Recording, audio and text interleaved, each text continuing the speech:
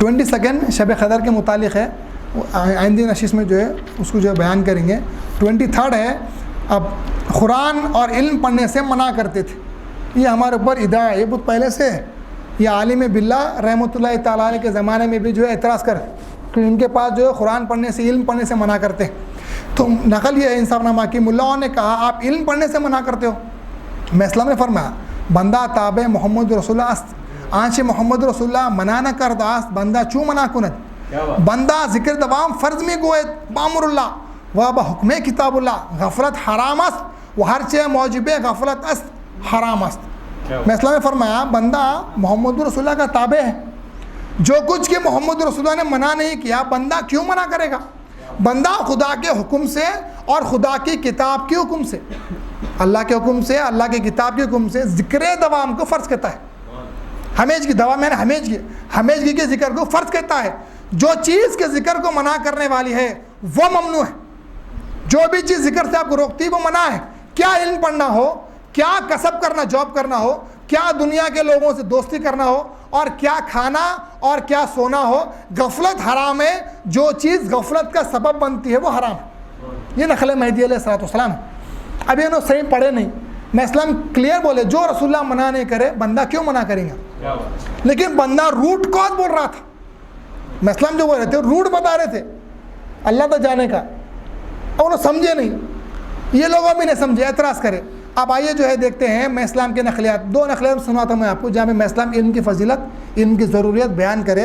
انصاف نامہ صفحہ نمبر 210 میں ارشاد میں اسلام کا حضرت میرا نیز فرمودن کہ علم لابدی می باید تا نماز و روزہ و مانند ای افعال در دین رسول اللہ درست شود۔ میں اسلام نے فرمایا کہ ضروری علم چاہیے تاکہ نماز، روزہ اور انہی کے مانند دیگر افعال رسول اللہ کے دین میں صحیح اور درست ہو سکے۔ کلیئر بات ہے، میں اسلام بول رہے ہیں ضروری علم ہونا تاکہ نماز وغیرہ جو ارکان اور افعال ہے وہ کریکٹ ہو سکے آپ کے۔ دوسری اور ایک جو ہے عالم باللہ رحمۃ اللہ تعالیٰ علیہ فرماتے ہیں سراج الافطار صفحہ نمبر 45 پہ دیکھیے، پھر جان کہ ہمارے اصحاب کسی کو علم سیکھنے سے منع نہیں کرتے۔ عالم باللہ نے کلیئرلی ارشاد فرما دیا ہمارے اصحاب یعنی صحابہ مہدی کسی کو علم حاصل کرنے سے، سیکھنے سے منع نہیں کرتے، بلکہ ان میں علماء ہے کہ علوم ظاہری سے پر ہیں اور اساتذہ سے تعلیم پا کر حاصل کیے ہیں۔ بعد آفتہ جو رول بنایا گیا استادوں کے پاس بیٹھ کے پڑھنے کا، وہی رول کو فالو کر کے اساتذہ کے پاس بیٹھ کے حاصل کیے ہیں، اور ایسے علوم باطنیہ سے پر ہیں جو ریاضتوں اور ذکر خدا کے شغل اور مخلص اور مخلوق سے گوشہ نشینی اور مرشدین صادقین کی صحبت سے حاصل ہوتے ہیں۔ مخلوق کو چھوڑنا، گوشہ نشین ہو جانا، ذکر میں رہنا، اور اس کے بعد مرشدین صادقین کی صحبت میں رہنا، اس سے جو علم ظاہری ملتا ہے وہ بھی پر ہے، اور اساتذہ سے جو سیکھتے ہیں وہ بھی ہمارے پاس فل ہے صحابہ اکرام کے پاس، میں اسلام کے صحابہ اکرام کے پاس۔ یہاں پہ کافی تھا ہمارے کو ایکچولی دیکھا گیا تو کہ ہمارے پاس ایسا نہیں ہے، آپ کا جو ادعا ہے وہ جھوٹا ہے، وہ غلط ہے، آپ اس کو صحیح سمجھیں نہیں نقلیات کو۔ اب یہاں پہ 1-2-3 باتیں آپ کے سامنے بیان کرتا ہوں کہ ایکچولی کیوں منع کیا گیا، کیوں منع کیا گیا تھا علم سے، اس کی وجہ کیا ہے اور کون سا علم تھا۔ دیکھو کوئی قرآن حدیث کا علم پڑھ رہا اللہ تک پہنچنے کے واسطے ہے، اور کوئی قرآن و حدیث کا علم پڑھ رہا لوگوں سے مناظرے کرنے کے واسطے، کتنا فرق ہے جی دونوں میں، کتنا فرق ہے۔ ایک علماء کو ہرانے کے واسطے پڑھ رہا، ایک اللہ تک جانے کے واسطے پڑھ رہا، بہت فرق ہے دونوں میں، بہت فرق ہے دونوں میں۔ حضرت جنید بغدادی رحمۃ اللہ تعالیٰ علیہ کا فرمان دیکھیے، کیمیہ سعادت، یہیں پہ کیمیہ سعادت صفحہ نمبر جو ہے رکن 4 اصل 4 صفحہ نمبر 743 میں جنید بغدادی نے فرمایا، اب اس پہ اعتراض کرنا کہ مجھے یہ پسند نہیں، میں اس کو دوست نہیں رکھتا، میں پسند نہیں کرتا کہ صوفی کچھ لکھے پڑھے، مجھے پسند ہی نہیں کہ صوفی کچھ لکھے یا پڑھے، کیونکہ لکھنے اور پڑھنے سے، ریزن میں اسلام کا کیا تھا، اولیاء بھی وہی بول رہے، لکھنے اور پڑھنے سے آدمی کا خیال پریشان ہوتا ہے اور اطمینان قلب میسر نہیں ہوتا۔ ولیوں کے ولی بول رہے ہیں مجھے پسند نہیں کہ صوفی کچھ پڑھے یا لکھے. کیوں؟ لکھنے پڑھنے سے تو دل پریشان ہوتا ہے, اطمینان قلب نہیں ملتا, اللہ تک پہنچنے مشکل ہوتی. مولانا جامی رحمۃ اللہ تعالیٰ علیہ کی صحبت کا اثر دیکھ لیجیے آپ. رشحات میں جو ہے, یہاں پہ رشحات لائی بھی ہے,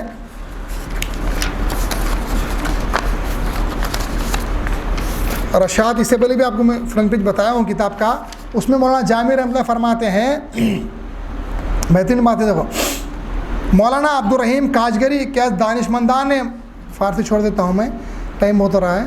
مولانا عبد الرحیم کاجگری کہ ہرات کے دانشمند صاحب توقیر تھے, بہت بڑے بزرگ, ایسا کہتے تھے کہ جب تک خدمت, پوری مسئلہ سمجھ میں آتے ہیں پہ اولیاء اللہ کیا بول رہے ہیں. اور ہمارا مذہب اولیاء کا مذہب ہے, ایکچولی مذہب مہدویہ اولیاء اللہ کا مذہب ہے, یاد رکھیے آپ, دیکھنے والوں دیدار کرنے والوں کا بصیروں کا مذہب ہے ہمارا.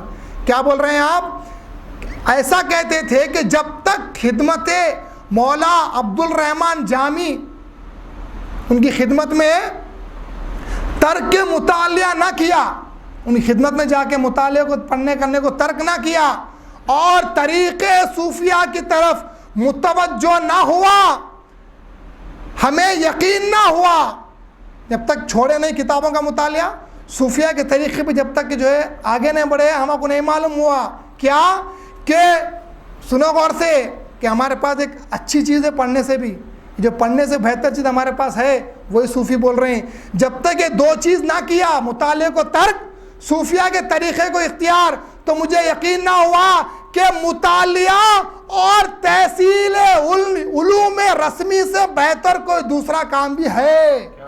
اب مجھے معلوم ہو رہا ہے کہ دیر از سم تھنگ, اور بھی کچھ ہے جو ان دونوں سے بہتر ہے, اور مرتبہ دانشمندی سے بالا تر بھی کوئی مرتبہ ہوتا ہے.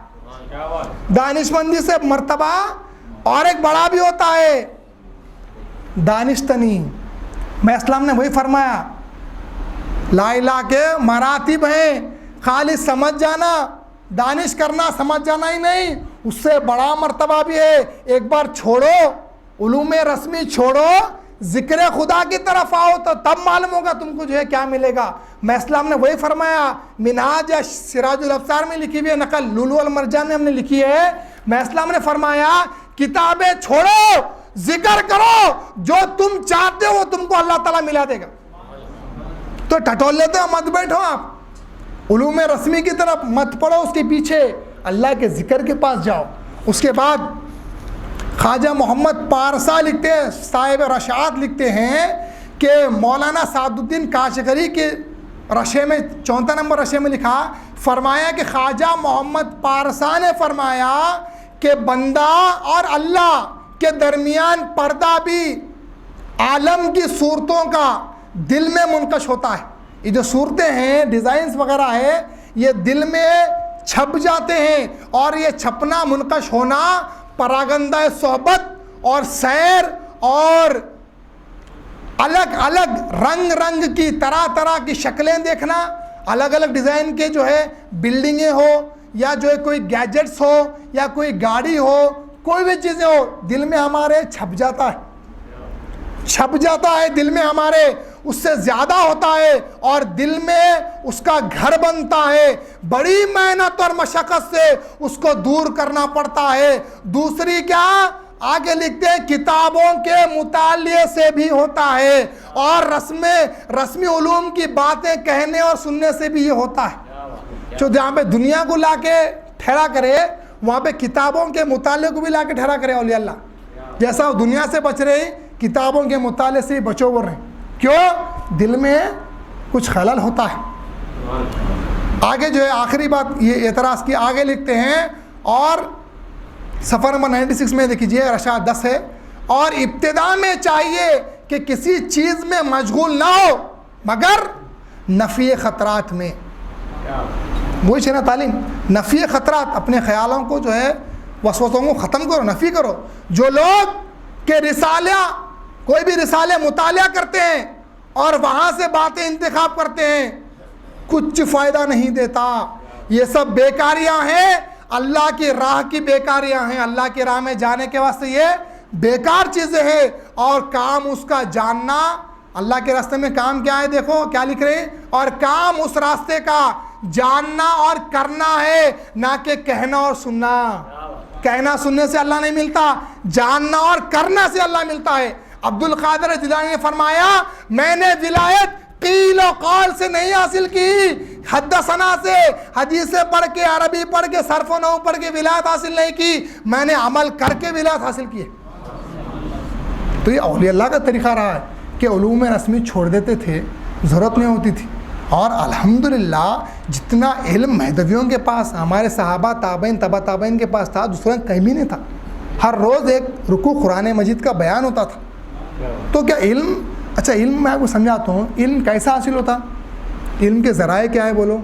دو ذریعے، ایک ہے آنکھ سے اور ایک ہے کان سے۔ آنکھ سے بندہ پڑھتا ہے، مطالعہ کرتا ہے، اور ایک کان سے سنتا ہے۔ ہمارے پاس مہدی علیہ الصلوۃ والسلام نے فرمایا، جو تعلیم دی، مفہوم بول رہا ہوں میں، تعلیم دی کہ یہ آنکھ کھول کے آنکھ سے پڑھ لیتے، مت بیٹھو، اس میں تو کتنا سمجھ میں آئیں گا بول کے تم، اور ایک ذریعہ بھی ہے علم حاصل کرنے کا، وہ ہے کان کے ذریعے۔ ہمارا بیان سنو، علم حاصل بھی ہو جائے گا، دل میں بھی اتر جائے گا۔ آنکھ سے پڑھ لیے، اس کی تشریح کون کریں گا؟ پھر جاتے پوچھنے کے واسطے یہ کیا ہے وہ کیا، اس سے اچھا ہے پڑھو مت، بیان قرآن سنو، کان سے سیدھا دل میں جو ہے وہ علوم داخل ہو جائیں گے۔ تو یہ علم کا ذریعہ جاری ہے ہمارے قوم میں، کیا ہے وہ؟